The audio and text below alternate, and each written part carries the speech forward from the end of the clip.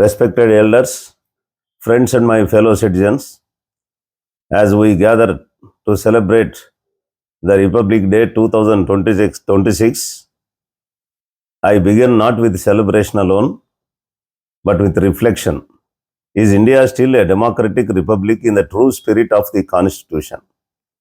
On 26th January 1950, the people of India, that is we, gave ourselves a constitution. We did not merely replace colonial rule with Indian rulers. We replaced arbitrary power with rule of law and subjects with citizens. That was the true birth of Indian Republic.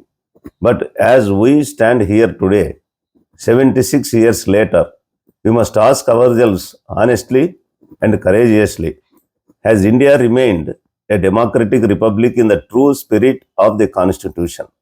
What does republic mean, my friends? A republic does not mean only the absence of a king. A republic means no individual is above the Constitution. Power flows from the people, not from the ideology. And citizenship is equal, irrespective of religion, caste, language, or belief. Baba Sahib Dr. B.R. Ambedkar warned us that the constitutional democracy is not a natural sentiment. It has to be cultivated, defended, and practiced every day.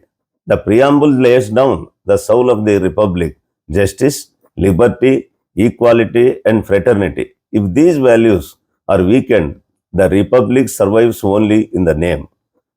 Preamble is now under assault. Rise of communal majoritarianism. My friends, over the last 11 years, we have witnessed a dangerous transformation of governance in India. The Constitution speaks of we the people, but today, governance increasingly speaks the language of we the majority. Religion has been weaponized. Citizenship has been reduced to identity.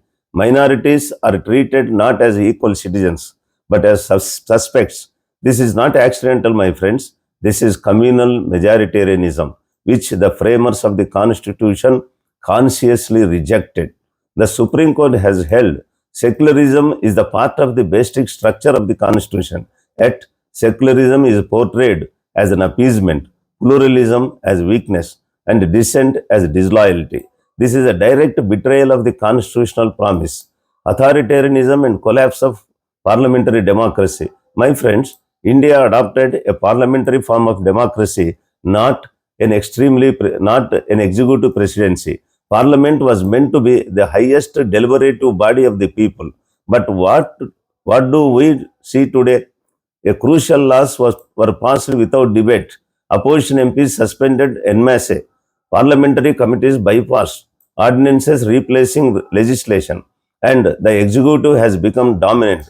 The parliament increasingly reduced to be a rubber stamp. When debate is silenced, my friends, democracy suffocates. When dissent is criminalized, authoritarianism thrives. This concentration of power is alien to the concept of the Constitution. Subjugation and accumulation of institutions. My friends, democracy does not survive on the elections alone. It survives on independent institutions. But today, institution after institution has been systematically weakened. Investigating agencies selectively targeting the political opponents. Statutory bodies like Election Commission of India abdicating their constitutional mandate. Educational institutions turned into ideological factories, and universities, research bodies, and cultural institutions are mostly communalized.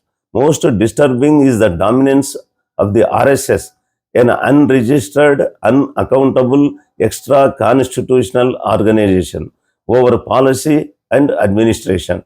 The Constitution does not recognize any such authority, yet it influences appointments, policies, and governance. This is nothing but extra-constitutional control over a constitutional state. Assault on Dalits and minorities. My friends, Articles 14 to 25 of the Constitution guarantees equality, dignity, and freedom of religion. Yet, the lived reality today is alarming. Dalits continue to face caste atrocities and social exclusion. Muslims face lynchings, arbitrary arrests, and demonization. Christians are targeted under the guise of conversion laws. Hate speech has become normalized political discourse, and anti-conversion laws criminalize freedom of conscience, a fundamental right. This is not governance, my friends. This is rule by fear. A republic that cannot protect its weakest citizens has lost its moral authority. Then, my friends, the Constitution guarantees freedom of speech, personal liberty, and due process. Yet today, draconian laws are passed to silence activists, journalists, opposition party leaders, and students. Preventive detention has become routine and bail is denied as a punishment. The Supreme Court has repeatedly said, my friend, bail is the rule, jail is the exception. But in practice today, jail has become the rule for dissenters. And at the same time, those aligned with the power and enjoy impunity. This is not the rule of law. This is a selective justice. My friends, electoral system is under threat. Friends, if democracy is a body, elections are its soul. Today, the soul is under grave threat. Election Commission of India, once fiercely independent, is increasingly seen as a partisan. The continued use of opaque EVM systems has eroded public trust.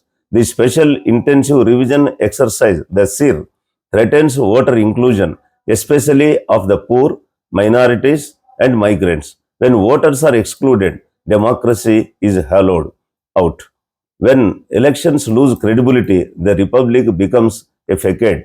No democracy can survive without free, fair, and transparent elections. My friends, India is not a unitary state, it is a union of states. Federalism is the part of the basic structure of the constitution. Yet today, governors, as we witnessed recently in Karnataka and Tamil Nadu, governors act as agents of the center. Elected state governments are destabilized, bills are withheld, assemblies obstructed. The president and governors, constitutional heads meant to act independently, are increasingly reduced to be rubber stamps. This undermines the federalism, republicanism, the will of the people. A republic cannot function when constitutional offices lose their independence. Then, my friends, whether Republic Day a ritual or a responsibility, friends, Republic Day must not be reduced to parades and symbolism alone. It must be a day of construction, constitutional introspection. The Constitution is not self-executing. It survives only when citizens defend it. Baba Sahib Dr. B.R. Ambedkar warned us, however good a constitution may be, it is sure to turn out bad if those who are called to work it happen to be a bad lot. The responsibility lies with us, that is, we the people. The Constitution of India not only guides functioning of the state, rights of the citizens, and lays down certain ideals for our country, but it also specifies certain duties and responsibilities on the part of the citizens of India. Then, my friends, let me say this very clearly. To question the government is not anti-national. To criticize authority is not sedition. To defend the constitution is the highest form of patriotism. India still has the constitution. What is at stake is constitutional governance. The republic can be saved not by silence, but by courage, not by fear, but by democratic resistance, not by obedience, but by constitutional morality. Let us renew our pledge today to defend secularism, to protect democracy, to uphold equality, and to preserve federalism. We, the citizens, should observe it more as a day of introspection and affixing accountability than as a day of celebration. Jai Bhim, Jai Bharat, Jai Constitution.